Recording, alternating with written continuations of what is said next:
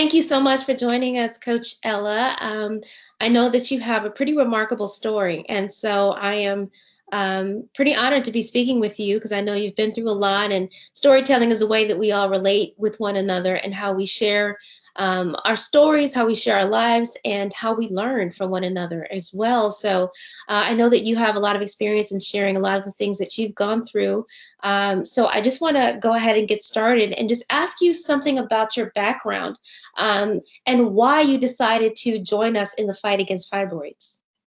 So I started having fibroid issues when I was really, really young. And the reason that I felt it was so important for me to be able to tell my story and to help other women is because when you look at me, you don't see that I had 11 abdominal surgeries, that I spent a week on life support, that I don't have a navel anymore, that I have a scar that looks like I was cut in half. And that is all a result of having fibroids. And I ended up having to have a hysterectomy where they severed my intestines.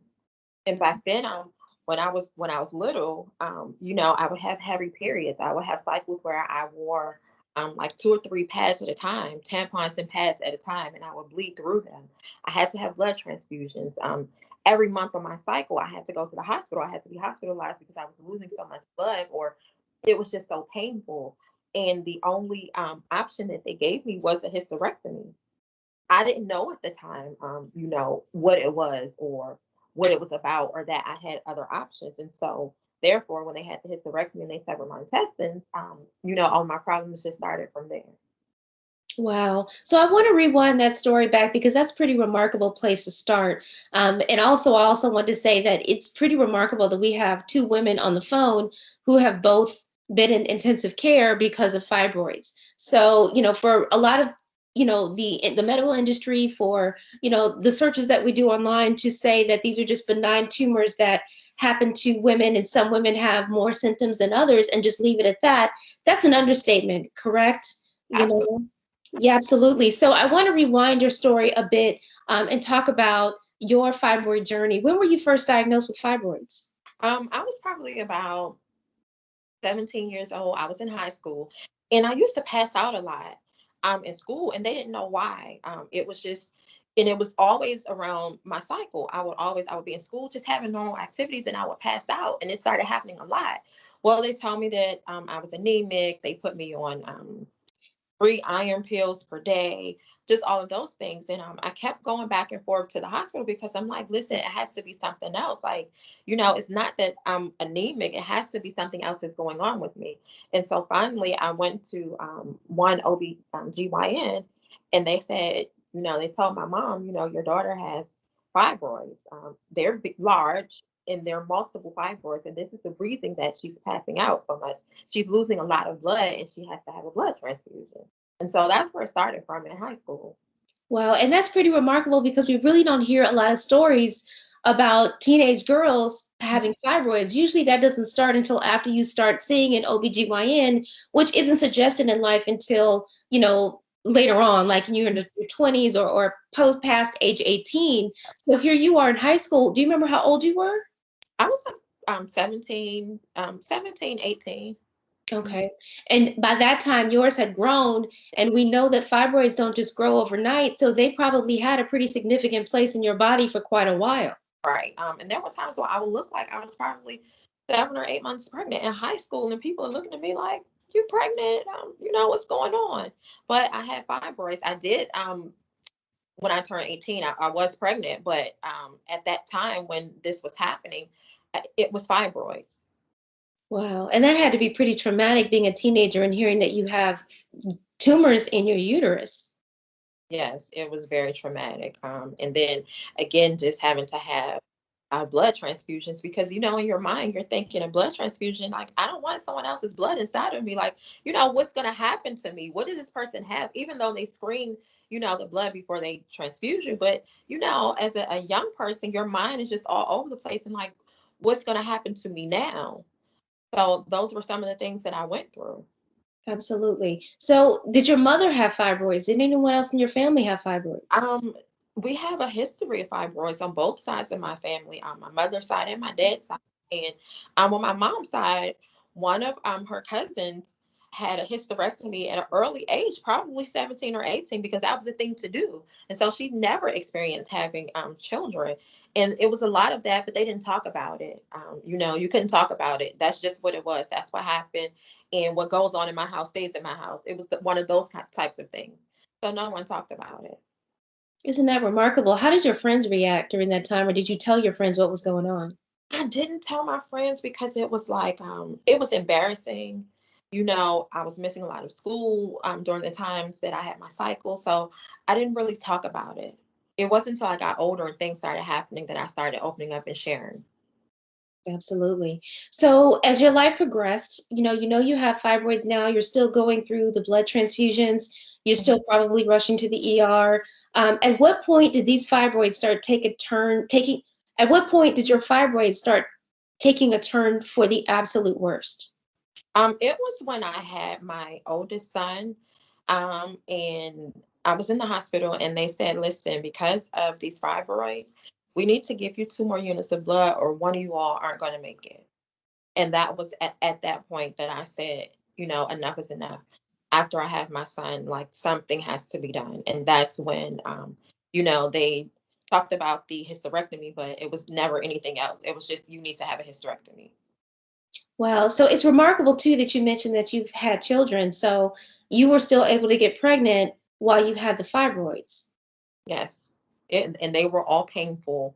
And I had all of my children probably a few weeks early just because of the fibroids, but mhm, And it's still remarkable that you said that your family members that had hysterectomy early on as mhm. teenagers, not even being given the option of any other treatment other than hysterectomy when they're not even old enough to legally drink yet. Ex- Exactly.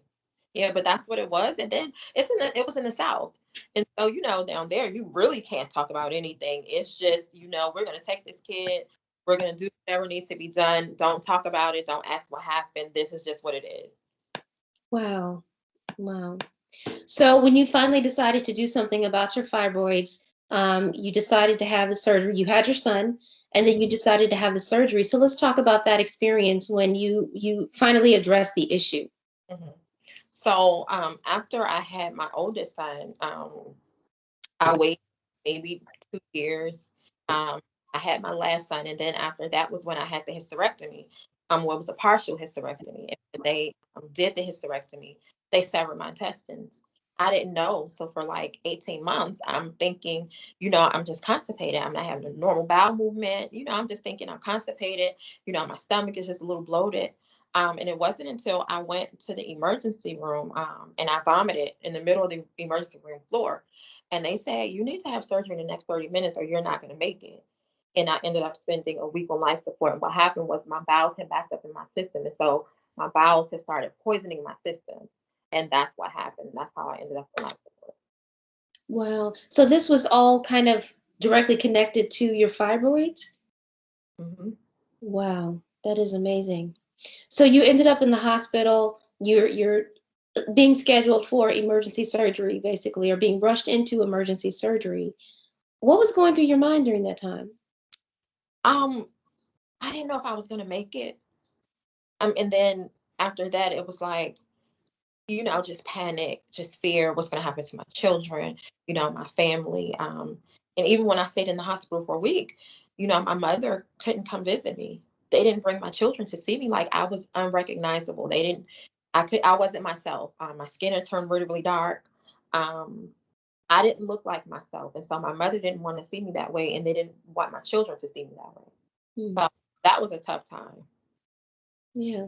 And you were in the hospital for quite a while, and things had gotten really bad while you were there. Yes. They had to do another surgery where they came out and told my parents, we had to bag your daughter 3 times. She didn't make it. Yes, ma'am. Wow. So Yeah. you coded 3 times. Hmm. Yes. Wow. And how old were you? I was probably about, at this time, maybe 27. I was young.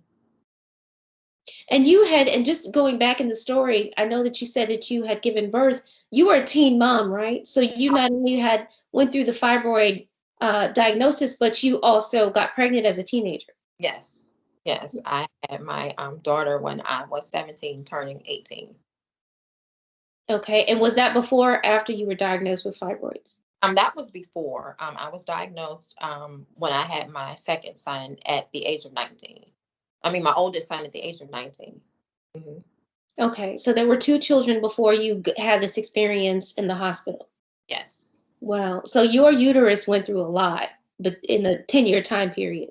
It went through a whole lot. And then after the hysterectomy, in the whole intestinal repair, I kept getting hernias. And so now I'm having hernia repair after hernia repair. I had about 4 or 5 of those procedures. And they took my navel, so I don't have a navel anymore. They had to cut through all of my tissues and my nerves, so I don't have any feeling in my stomach at all anymore. And I have a scar from hip to hip. It looks like I was just cut in half. Wow. Wow. So when you were in the hospital and you were on life support, you coded a couple of times. Um, did they initially give you a hysterectomy off the bat, or did they wait during that time to give you the hysterectomy, and that was a result of it? They gave me the hysterectomy, and that was a result of it. So they did the hysterectomy, and during the hysterectomy, they severed my intestine, and I didn't know for a year and a half. Wow. So there was a serious complication from your surgery. And what's remarkable about that, Coachella, is that if you would have had another option or have known about another option that was less invasive prior to that entire experience, maybe when you were diagnosed when you were 17 or 18, that this might have been able to be avoided. Absolutely, and that's why it's so important for me to share my story, even with young girls, because we know, or I know that you have um, young women that have fibroids at a young age. I had them at a young age. And so it's so important just to tell them that there are other options. If you are going through heavy periods, if you have times where you're passing out and you don't know what's coming from, just check into it, find out what's really going on, see if you have fibroids, because I don't want anyone to go through it or experience what I went through. It was tough, both physically and mentally. Even after I had my children, and they did the hysterectomy and everything, I was married. And my husband, unfortunately, because I couldn't have kids with him anymore, he had kids with someone else while we were married. And so, I just went through so many things because of having fibroids and this hysterectomy. It's been a lot. Well, and psychologically, we can't even begin to say how you were affected with all of this. Yeah, it was a lot. I was seeing a psychiatrist. They had me taking medications. Just so many different things that I experienced as a result of this hysterectomy because of having fibroids. And what about any support from your family? Oh, absolutely. My family was there. My daughter, I had one surgery, hernia repair, and her entire senior year, like she couldn't go on the senior trip. She couldn't do anything because she had to take care of me. She was changing my drain tubes. She would have to bathe me, feed me, clothe me, all of those things. I had to learn to walk again. So all of those things, it took a toll not only on myself and my entire family, but they were there supporting me and just helping me get through day by day. With what you've gone through, I know you have daughters, yourself. How old are your daughters, if you don't mind me asking? I have one daughter and she's 24. She'll be 25 in August. And Mhm. she doesn't have fibroids. No, thank God. No. Mhm. And I made sure, that as she got older and she had her daughter, that, you go get checked out, you get tested, you make sure, and now, I was like, always, are you having any pain when you have your cycles? Are you okay? Is it heavy bleeding? Let me see, those types of things, because you just want to make sure that she doesn't go through what you went through. And so that's what it was for us. Right. I know as a life coach that you talk to people often about pulling themselves up from the place that they're in mentally.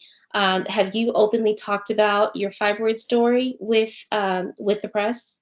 I haven't actually. I wrote a book. It's called "There's Nothing Wrong with Saying So What," and in that book, I talk about, because I relate everything to the Bible. It's nothing that happens or that happens every day in our life that hasn't happened in the Bible. And so these are the scriptures that you can use to get through it.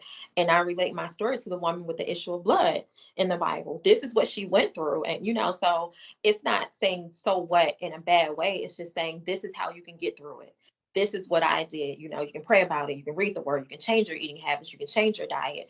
Different things that you can do so that you don't have to go through this type of situation. Right, absolutely. And then knowing your options too, your treatment options, like, things like embolization. I've had plenty of conversations about embolization, and I didn't even know that that was an option. And then when I did bring it up, I was told that it's something that wasn't an option for me. Mhm. And this was by someone who really didn't practice UFE. So, it really is disheartening to learn that there are options out there for women like you and I that we could have explored before we had invasive surgeries. I've had 2 myomectomies myself, and the first one I landed in intensive care because of hemorrhage, because it was excessive cutting, and I was allergic to the pain medication I was being given.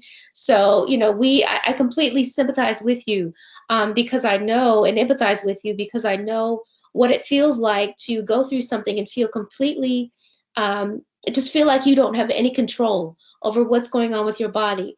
And it's a shock and it's a surprise. And then, I know for myself, I kind of went through all the different stages of grief. You go through anger, you go through depression. There was some anxiety about fertility because for me, I haven't had children. So I know that if I had have been, I was offered a hysterectomy early on, but if I would have been given a hysterectomy in my 20s, I don't know where I would be psychologically right now Right. because of that, because I wanted to be a mother. I knew I wanted to carry a child. So, for stories like yours and mine, and for millions of other women out there, it's I don't know.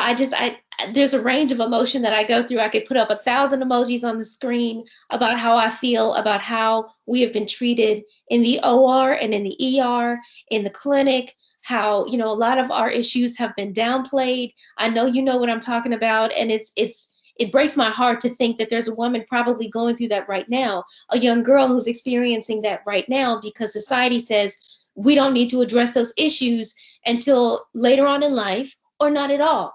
Or we just need to treat them with pain medication and just, work on the symptoms of them. But we're not truly looking into why they're happening, why African American women and African women have them so bad, and so that part, is what fuels my fire. And that's definitely the basis for my documentary, Red Alert, The Fight Against Fibroids. Mhm. Stories like yours and stories like mine and stories like many of the women that I've spoken to who lives have been truly interrupted by fibroids. So my heart goes out to you, Thank Coachella, for what you've been through, what you've endured, and what you've overcome.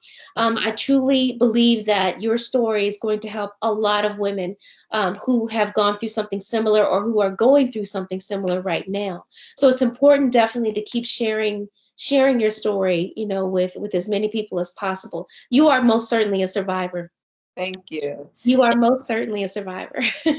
And so are you. And it's so important for us just to have the conversation, to break the generational curse of, that we can't talk about it or it's taboo. We can talk about it and we can have a safe place for, our young ladies to come and have that conversation. It's okay. I went through the same thing that you went through. You don't have to feel bad about having heavy cycles or, bleeding through your clothes or anything like that. Like, it's okay. Let's have these conversations. Let's educate and make our young women aware that there are other options, that you don't have to have a hysterectomy, that you can have children, that you can have a future after this. So that's the importance. That's why it's so important to me just to have these conversations. Absolutely. Yeah. In my research, I've discovered, so much about, the medical industry and how they're handling fibroid research, which they're not really handling fibroid research. So, it's going to be up to women like you and me to continue to push them to, build fibroid awareness.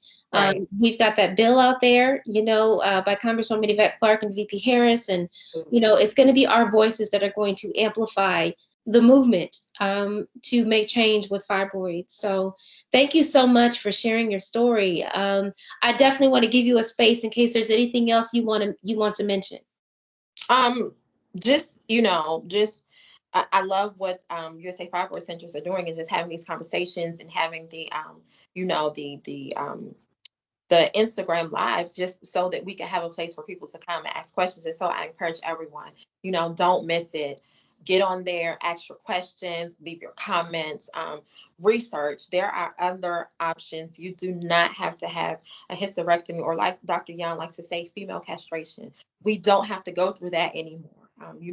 There is hope for us, and there is a fight. We are fibroid fighters, and we are survivors, and we will win this together. Absolutely. Thank you so much, Coach Ella.